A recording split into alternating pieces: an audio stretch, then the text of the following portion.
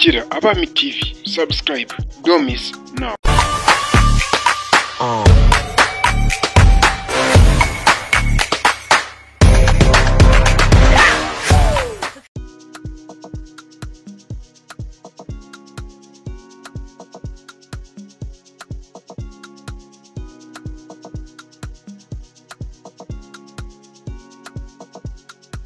Nice keys on the beat.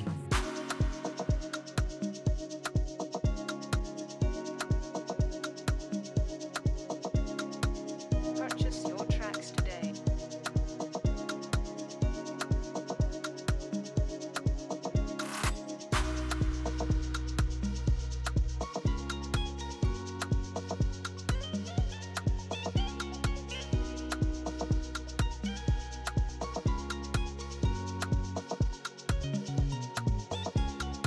Nice keys on the beat.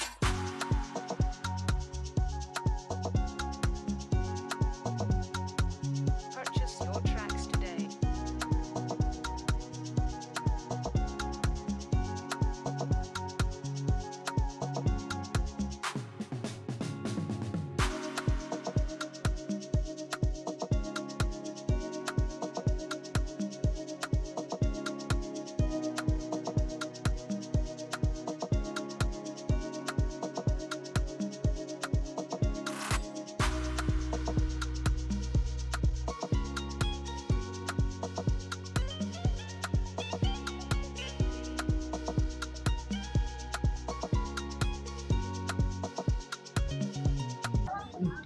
Je mu nama ngero kubwira ngende kubwira nubwo gofero ubi ariko nanga imbeba ngahura ni pusi n'injangwe byose injira sha ujye mu nama cyangwa ubireke ngende ku nama y'iki gihe baragenda neza.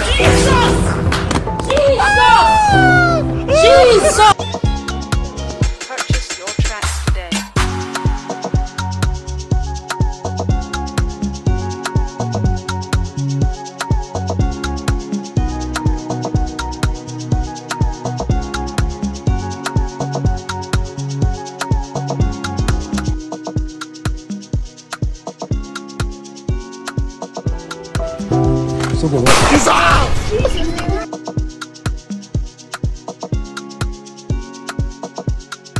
Nice keys on the beat.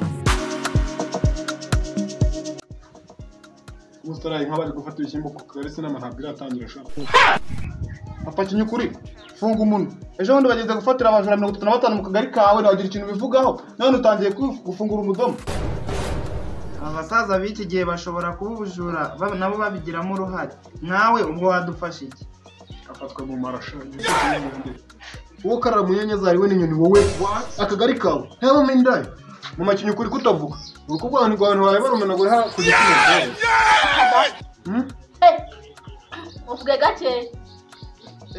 Yego nyina wa Shadibu we. Nako si wa Shadibu uko ni nyina.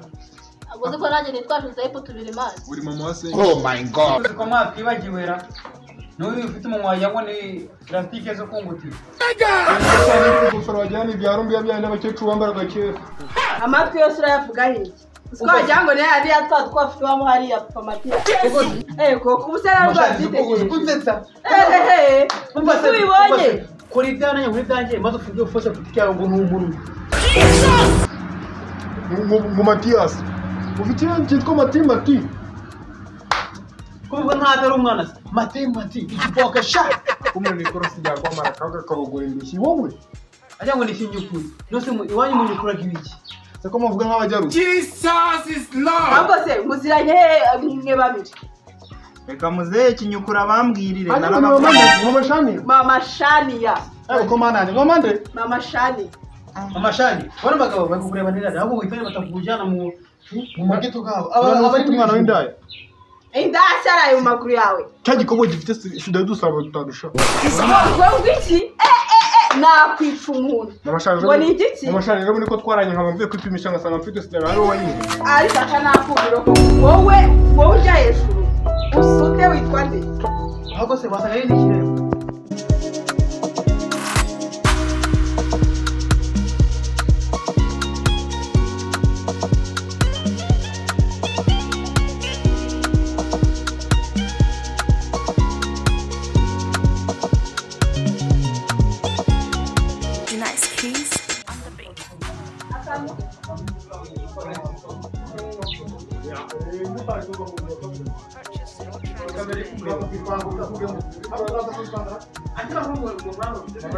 unabona kura hejuru wowe papa tutumura muri dukora ibyo abandi papa nako gatwe kameze nk'ibyo ababwiye ngo mujye muvuga ibyo mwishakira nako papa diyane we mwana ngina kari kujana ni video naho ngaho yego papa diyane aho sukura umudugu rwose tugiye tubona ntabwo yamutse inzobesha yaritukuje byuzuze ahubwo ni umuzungu wake we ni umuzungu wake bazaga muri Afurika urana we yarakakaye cyane muri Amerika yarakakaye yagiye mudugudu mudugu waje abanyamuragara mudugudu ndakubaha pe mukomere abashura batuzegereje muko banaza ari kureba nawe katukuvuga ukuntu wanaze no ku gihe n'ukuntu resha n'igihugu oya nakuno ukuntu uri mu gukora twamubonye ako kantu ni umuntu wacu buriya muntu nubwo ari mu yagiye kubase rwose bigira rero bamufashe yigira kumva aciki ogeraho na yahereye ko pakazuba azamuko yatwaye mukomere cyane umudugudu ariko aduhishaga byinshi tere dukore ka surprise mudugudu dukunda rata zakunde kakawosha mudugudu twegeraga zemere nyikugonje na kugonje umudugudu b'iki gihe wagira ngo na mudugudu ntabwo anywa igikoma mudugu nyine papa afate bakamujyaho bagenda gufana nana gusubije kabisa njye ni mangashaniya papa didiyo wasanga mudugudu batamuhaye isafuriya ngo ayikokore kagira inkuru yo mpamvu amaso uzadukwiye reba ukuntu ari kuturebera mu ngofero warinde nije ubwenge kuvuza akazina k'umwana wanjye ndizwe ikariso wenda kureba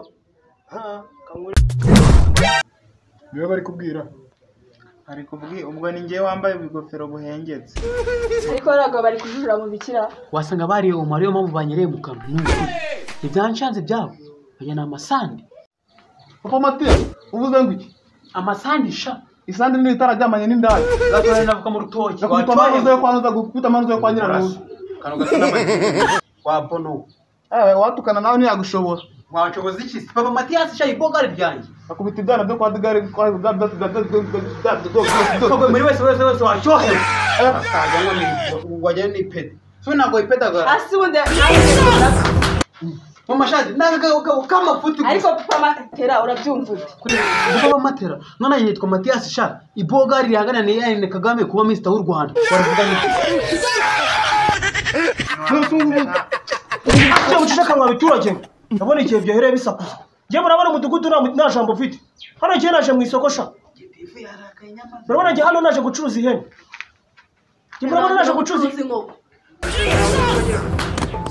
kusiko mwamboye mipanje uko mugira ubwenge mwebwe ariko n'uyu mugabo ufite amagambo ajyana n'ay'abagore gabucike twumve ngipageze insana Mudo gutangiza inama kuko ndi kumwe n'abakarani gusa wankundiye se yego wa munyozi we reba igihe wareye itera amagambo cyo twumva icyo mudugudu atubwira ase muri abaturage muri ingegera muri ababyeyi cyangwa muri ingegera ntabwo aguhaye ijambo hora nka papa Mateo ucukura tuwareta amagambo menshi ase reka manze babaze ubundi ariko mama shana rero ndikumva ari kuvuga cyane ese reka manze babwire ikintu kimwe hagiye kujya havuga umuntu ahaye ijambo gusa bw'abaturage mureka tubanze twibwirana imbere ya byose giti uduhinduye abaturage kandi natwe turi ba giti fubu tundi tugari kaduhere kuri iki kimama mama njye ndi umukobwa we gakwambura uruheri ariko papa matera ishyano giti uyu mugore nzamukurira iryinyo reba nk'ejo buri twahuriye mu kabari mu kubita bitabyanyawe tugiye kubomora ahita guhefasha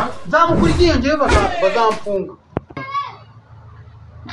uzibeshe umukuru iryinyo mabusi watubabare kuko utangiza inama vuba ariko nk'ubwo ninde waguhaye ijambo mwana giti kiruka reka gende nawe ziba mutajyana kaduhere kuri uyu nguyu akagari kabe n'akandi nitwa mama Kibumbura akagari kanjye kitwa ndebera iyo ndaya ariko mama ni mu ndaya gusa kumwikanze tutikanga mudugu nawe urikanze nari mbizi ndigutisha ubwenge ni nyoko shavuga amazina yavaho ngaho nyine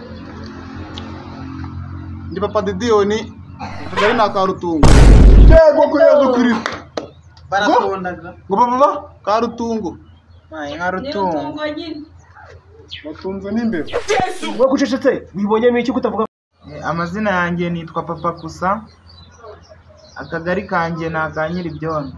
Yezu Kristo amatafari yaje mu nama. Oh my God. Urakoze. Amazina yanjye nitwa papa Kinyukuri akagari kanjye kitwa Gitandike Baraje iki Gitoki.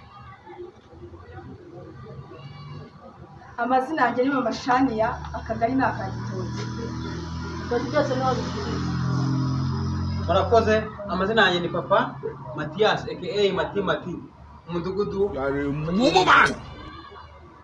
Yezu Kristo Abajura bose niyo baba. Gitifu akagari yarasaza akagari gahinduye umudugudu. Bo noneho ndumva twamaze kumenyana noneho ubu ngubu kijya gukurikiraho ni ukumenya insanganyamatsiko yacu.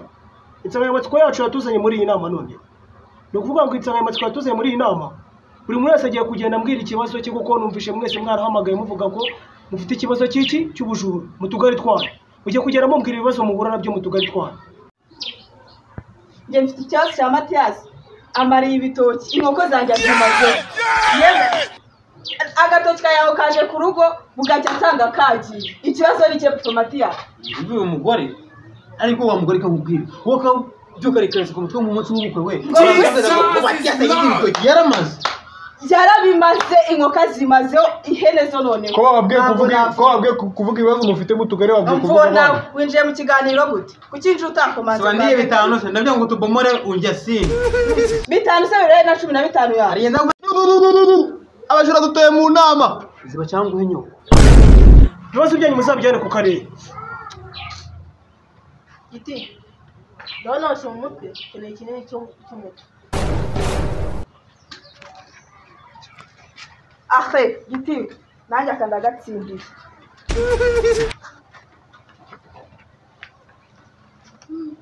Giti turaza kugushakira umuti.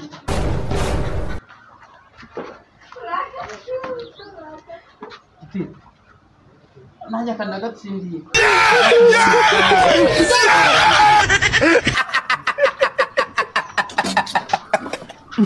Mbasa Giti.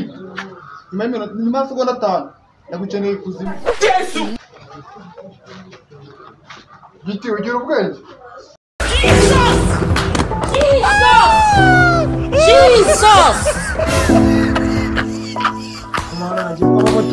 Abaturage umwana warikize. Satani ni ibiremwa by'Imana yashyizeho biba power.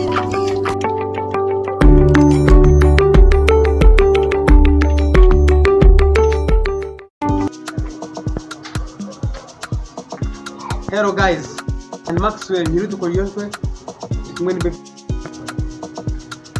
Izina ni Neri. Hello guys. My name is Kamata. Kora subscribe, share na comment ubundi twikomereza. Ndikuye n'umuntu hano. Amazina ni Emma. Purchase your tracks today. Amazina ni Nyagato. Hello guys. Turabakunda. Bo. Amazina ni Sambutu. Turabasaba gukora subscribe kuri Abami TV na share ndetse n'ibindi. Tutibeshe n'akazogero. Hello guys, inyese bura ubanza ukora subscribe kuri YouTube channel twaba Abami TV. Ni pepa kandi isanzwe ukore like, share na comment kukazogera ufungwe n'inzoga kugira notification yose ibanze ikugeraho. Guys, muzona tugike bafite. Abami TV, we love you. Always winners. Wow. Abami TV, always winners.